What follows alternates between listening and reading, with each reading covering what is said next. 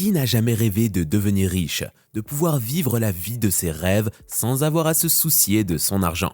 Entre nous, sincèrement, on y a tous pensé, et moi le premier. En revanche, on ne s'est jamais penché sur ce qui faisait la différence entre ceux qui jonglent avec leurs billets et ceux qui comptent leur fonds de poche. Bienvenue sur Richitude. Dans cet épisode, nous allons explorer les différences de comportement que les pauvres font dans leur quotidien et que leurs homologues riches tentent le plus d'éviter. Voici donc 15 choses que les pauvres font et que les riches ne font pas. 1. Être tout le temps à découvert. C'est l'erreur la plus courante et probablement celle qui empêche le plus les pauvres de faire évoluer leur statut. Imaginez un instant, vous gagnez 2000 € tous les mois, mais vous en dépensez 2500. Le calcul n'est pas bon. Ça signifie que chaque mois, le compte est en négatif et que vous perdez de l'argent. Et ça peut très vite devenir un cercle vicieux, duquel en sortir peut devenir encore plus difficile, puisque les mois suivants, il va falloir rattraper les découvertes accumulées. En fait, les pauvres vivent au-dessus de leurs moyens et dépensent leur argent sans compter. Cette habitude-là les maintiendra dans leur statut toute leur vie. 2. Ne pas faire de budget. Les personnes aisées ont souvent pour habitude de mettre de l'argent de côté de manière régulière en suivant un budget bien défini. C'est par cette approche très disciplinée qu'ils contribuent à l'accumulation progressive de leur propre richesse au fil du temps. Malheureusement, cette habitude ne se retrouve pas du côté des gens pauvres. L'éducation financière reçue de leurs parents en est en partie responsable. Eux-mêmes n'avaient pas l'habitude de mettre en place un budget car ils n'en voyaient pas les bénéfices. Leurs enfants ont donc répété les mêmes gestes, reproduisant ainsi à leur tour les mêmes instabilités financières en termes de gestion d'argent. 3. Arrêtez d'apprendre de nouvelles compétences. Les personnes riches comprennent l'importance de l'apprentissage continu en investissant dans leur croissance personnelle et professionnelle continuellement. Pour elles, il est nécessaire pour progresser financièrement de toujours améliorer leurs compétences et connaissances, et ce, peu importe le domaine. En revanche, les pauvres sont amenés à rencontrer des obstacles sur cette voie, principalement dus à leurs ressources financières limitées. Le manque de moyens les empêche par la suite de poursuivre efficacement des études, et donc l'apprentissage de nouvelles compétences utiles pour la gestion et les possibilités d'amélioration personnelle et financière, créant donc un écart encore plus significatif avec les riches. 4. Ne pas se fixer d'objectifs à long terme. Une chose est sûre, devenir riche n'arrive pas par hasard, cela se planifie, et les personnes fortunées l'ont généralement bien compris. En général, elles fixent des objectifs clairs et à long terme, et de ces objectifs en découle une stratégie pour les atteindre. Les personnes aux revenus plus modestes n'ont pas cet état d'esprit et vivent plutôt au jour le jour. Ils affrontent des défis au quotidien et se concentrent plutôt sur leur vie à court terme. Ils profitent ainsi de la vie en évitant le sacrifice et choisissant le plaisir immédiat. Cette dynamique a pour conséquence de rendre leur vie plus difficile. 5. Ils n'investissent pas leur argent. Ils le dépensent. L'absence de connaissances financières peut freiner de nombreuses personnes à investir. Pourtant, tout le monde s'accorde à dire que c'est la meilleure chose à faire pour faire fructifier son argent. Mais alors, pourquoi les pauvres n'investissent pas? Beaucoup de leurs croyances jouent un rôle significatif dans leurs décisions. Souvent, ce sont des attitudes et croyances négatives sur l'argent qui les empêchera. L'argent, c'est mal, c'est une arnaque, l'argent ne fait pas le bonheur, et plein d'autres encore. Dans ce schéma-là, comment peuvent-ils penser une seule seconde aux bénéfices qu'ils pourraient en tirer? Sans cette compréhension des avantages de l'investissement d'une part et influencés par les croyances culturelles défavorables de l'autre, les gens pauvres restent plus enclins à dépenser leur argent dans l'immédiat que de se construire un avenir financier. 6. Dépenser avant d'épargner. Une personne pauvre commence souvent le mois avec un découvert. Dans ces moments-là, la banque bloque souvent les transactions, empêchant ainsi toute dépense. Dès lors que le salaire tombe, plutôt que d'épargner et de tenter de remonter ce découvert, les personnes les moins fortunées continuent alors à nouveau leur train de vie en dépensant tout leur argent. Ils ont besoin de se faire plaisir.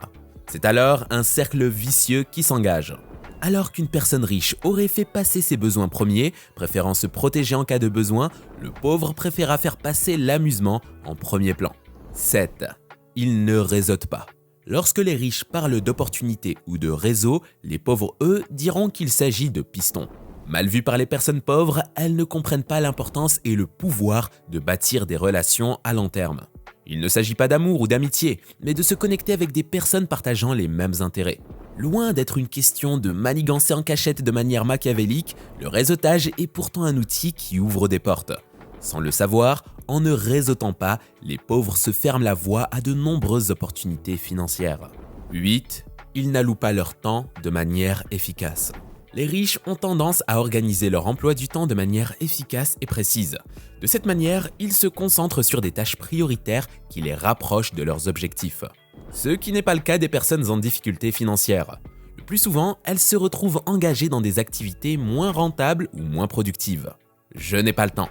C'est l'argument qui est le plus souvent mis en avant. Priorisant la satisfaction immédiate de leurs envies, ils ne s'engagent pas dans des activités au service de leurs besoins. Cette différence d'habitude dans la gestion du temps peut malheureusement jouer un rôle important dans leur trajectoire financière respective. 9. La santé et leur bien-être ne sont pas leur priorité. Pratiquer du sport et bien manger n'est pas simplement bon pour le corps, mais aussi pour l'esprit. Si les riches l'ont bien compris et entretiennent cette discipline, les gens moins fortunés peinent à le comprendre et préfèrent profiter de la vie en sortant, buvant et mangeant ce qui leur fait plaisir. Le comble dans cette histoire est que finalement ce mode de vie est contre-productif. Un esprit sain dans un corps sain est la recette miracle pour une meilleure qualité de vie et une meilleure productivité. De nombreuses études scientifiques ont démontré qu'une pratique régulière du sport et un mode de vie sain participaient à la réduction du stress chez les individus et créaient une sensation de plénitude. Dans cet état d'esprit-là, les individus étaient plus engagés dans leurs objectifs de vie et se donnaient plus facilement les moyens d'y arriver. 10. Ils passent beaucoup de temps devant la télé. Chaque jour, les Français passent en moyenne 4 heures devant la télévision. Si ce temps était productif, alors il serait bien investi. Les pauvres ne voient pas les choses de cette manière. La télévision est une source de distraction qui leur permet de s'évader du quotidien. Malheureusement, elle a aussi un impact sur le moral et leur motivation. Imaginons que ce temps soit utilisé à la réalisation de projets plus concrets. Il serait alors dépensé de manière efficace. Pour les riches, c'est l'état d'esprit suivant qui importe. Le temps est une ressource précieuse qui, une fois dépensée, ne peut jamais être récupérée. Et regarder la télé n'apporte rien, hormis gaspiller du temps à tout jamais. Au lieu de cela, ils préfèrent donc se concentrer sur leurs objectifs en passant à l'action. 11. Ils font des crédits pour financer des passifs. Faire un crédit et s'endetter est la meilleure chose à faire pour s'enrichir. Cela permet d'acquérir une certaine somme d'argent plus rapidement que si on avait attendu de l'épargner. Les riches appellent ça l'effet de levier. Ils investissent cet argent dans des actifs et ont un retour dessus. Les pauvres, quant à eux, préfèrent accumuler. Ils profitent donc du crédit pour pouvoir acquérir des biens sans réelle valeur dans le but de satisfaire leurs besoins immédiats. Cette habitude crée à terme un écart entre les riches et les pauvres plus significatif, puisqu'à la différence des riches, les pauvres se retrouvent à devoir rembourser des biens qui perdent en valeur avec le temps et qui ne rapportent même pas d'argent. 12. Ils ne prennent pas la responsabilité de leur vie et blâment les autres. Il est important de comprendre que dans cette vie, personne ne doit rien à personne. Le destin de chacun est entre ses propres mains et chacun est responsable de ses propres choix. Depuis qu'ils sont enfants, les pauvres ne cessent d'entendre de leurs parents à quel point ils sont uniques et spéciaux. Et c'est vrai comme tout un chacun. Mais ce qu'ils oublient de dire, c'est que la réalité est différente et le monde n'est pas aussi simple. De nombreux échecs et défis attendent chacun d'entre nous. Dès lors que les pauvres commencent à affronter le monde, très vite, la réalité les rattrape et les premiers échecs surviennent.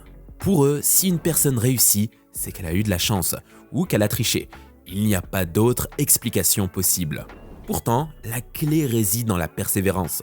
La somme des actions répétées par les riches les conduisent à surmonter chacun des défis sur leur route jusqu'à atteindre leurs objectifs. Aussi simple qu'elle puisse paraître, cette notion fait la différence entre celui qui réussit et celui qui ne réussit pas. 13. Les pauvres vendent leur temps contre de l'argent. Les riches achètent du temps avec le leur. Jusqu'ici, vous avez bien compris que les riches et les pauvres géraient leur temps et leur argent de deux manières différentes. Les personnes aux revenus modestes occupent plus souvent des emplois salariaux. Ils bénéficient de moins de temps car ils l'échangent contre de l'argent. Les riches, quant à eux, se concentrent sur leur prospérité financière. Leur temps est donc l'outil le plus indispensable dont ils disposent.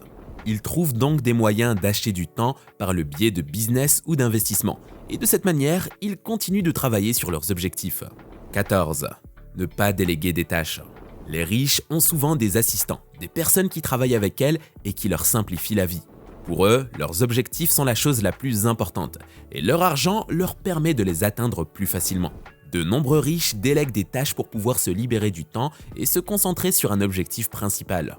Les pauvres pensent que ce n'est pas nécessaire ou que cela peut être trop coûteux. Ils préfèrent faire les choses par eux-mêmes. Les plus fortunés ont compris que le plus important était la sérénité d'esprit et qu'il était parfois nécessaire de gagner un peu moins en redistribuant une partie de leurs revenus et en retour être plus tranquilles dans leur travail et dans leur vie. 15. Ils achètent des produits chers pour impressionner les autres. Alors que les riches se concentrent sur le fait d'être riches, les pauvres, eux, misent sur le paraître. Une des manières les plus simples est d'acheter des articles coûteux pour donner l'impression d'avoir une situation financière plus importante. Leurs choix de consommation sont influencés par le désir de projeter une image de réussite aux yeux des autres, même si cela implique des dépenses considérables. Il n'est donc pas rare de voir des gens pauvres portant des marques de vêtements très chères ou avoir le dernier téléphone à la mode.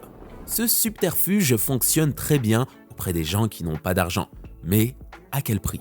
Bonus, ils ont des enfants plus tôt dans leur vie. Avoir un enfant ne se décide pas du jour au lendemain.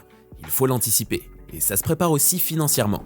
En devenant parent, on donne une vie à un enfant, ce qui implique des charges financières supplémentaires. Cette responsabilité financière est importante pour pouvoir fournir un bon environnement et de bonnes conditions de vie pour que l'enfant puisse grandir et s'épanouir. Les gens riches attendent très longtemps avant de mettre au monde un enfant. Ils préfèrent d'abord avoir une situation financière stable avec plusieurs sources de revenus. Les gens pauvres basent souvent leur décision d'élever un enfant sur le fait d'en vouloir un. Ce qui amène encore une fois à créer une dimension financière énorme entre les riches et les pauvres. Conclusion. La différence de comportement entre les riches et pauvres montre à quel point l'éducation financière est importante pour une prospérité assurée. Que vous souhaitiez mieux gérer vos finances, prendre de meilleures décisions ou prendre des risques calculés, la richesse se crée et ça commence par l'état d'esprit.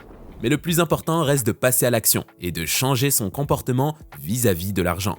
Prenez des décisions éclairées, sortez de votre zone de confort et surtout, investissez sur vous. Si l'épisode vous a plu, likez la vidéo et abonnez-vous pour suivre plus de conseils pratiques. C'était Richitude et je vous dis à bientôt.